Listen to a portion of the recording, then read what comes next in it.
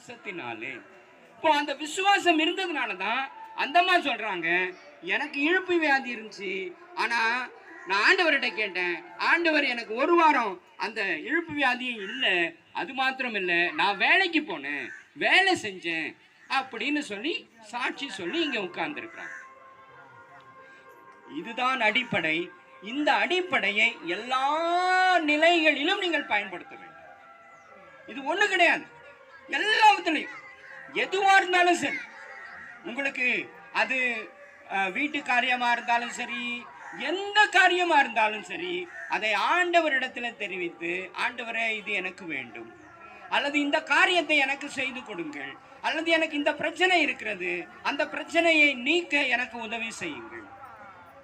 எதுவா இருந்தாலும் சரி, இது ஒண்ணும் கிடையாது, வெறும் வியாதிக்கு மட்டும் ஜெபம் பண்றதா இல்லை.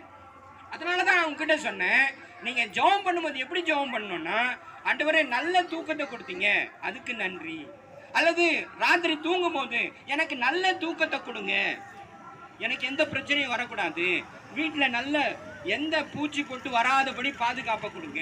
அப்போ எல்லாவற்றையும் நாம் ஆண்டவரிடத்துல தெரிவித்து ஆண்டவரிடத்துல நாம் பதிலை பெற்றுக்கொள்ள வேண்டும். இப்ப நீங்க ரெண்டு பேரும் பார்த்துக்கங்க. இப்ப நீங்க என்ன பண்ணணும், இன்னும் தொடர்ந்து இன்னும் விசுவாசத்தோட நம்பிக்கையோட, கர்த்தரால முடியும், உம்மாலதான் முடியும், வேற யாரும் கிடையாது, எனக்கு வேற யாரும் கிடையாது, மருந்து மாத்திரை எதையும் நான் நம்பல, உண்மைதான் நம்பி இருக்கிறேன், எனக்கு நீங்க சுகத்தை கொடுங்க. எப்படி கேட்கணும்? விசுவாசத்தோட கேட்கணும். ரைட்டா?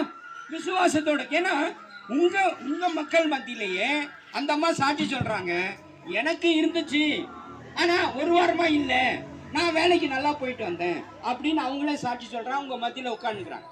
அப்ப இதுதான் அடிப்படை. ரைட்டா? இதுதான் அடிப்படை.